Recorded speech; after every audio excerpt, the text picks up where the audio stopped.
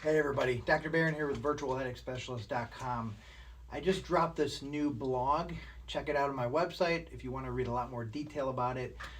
What is an optical migraine? And so I just want to give a brief overview of this today.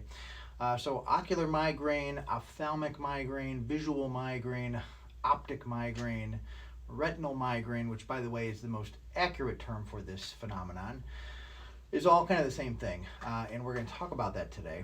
So an ocular migraine is actually a rare form of a migraine attack.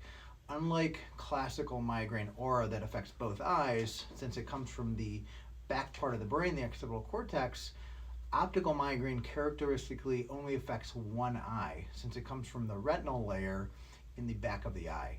So if you close one eye and then close the other eye, one eye you should see the visual, one eye should be perfectly normal. That's the key differentiating factor between this and regular migraine with aura.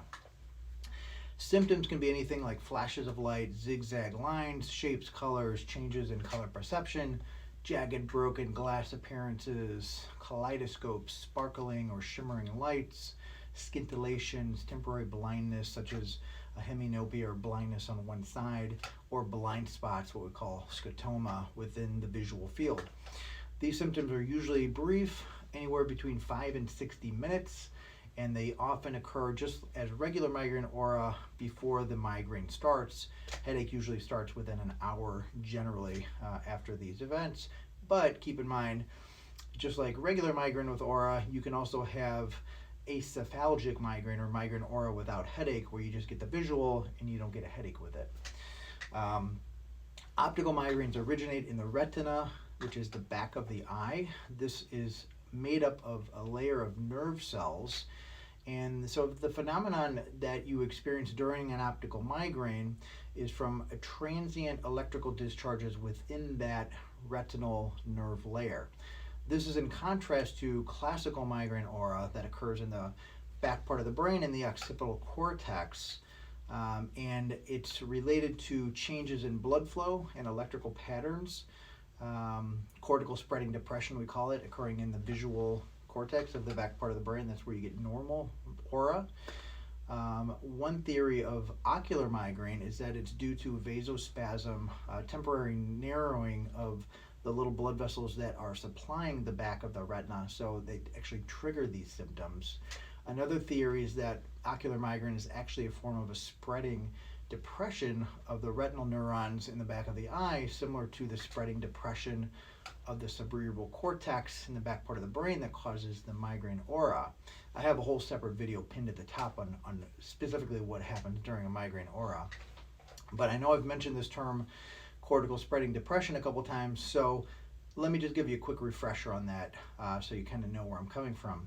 So migraine aura is caused by an electrical wave that spreads across the cortex of the brain, which is the outside, very thin layer of the brain.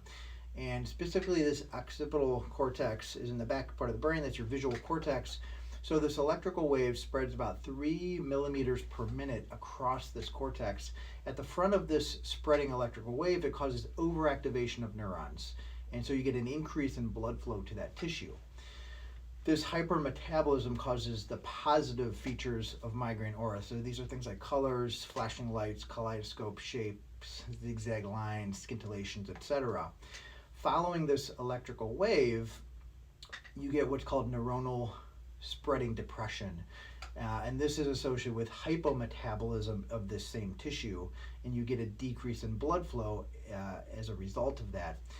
This hypometabolism causes the negative migraine features. So these are things like loss of vision, black spots, scotoma, etc., because the neurons are now temporarily inactive and dysfunctional. So where they're usually representing, they're not doing anything, so you have an absent area, black blind spots. There are cases where people can have permanent visual loss associated with a retinal migraine. I actually saw one of these a few weeks ago.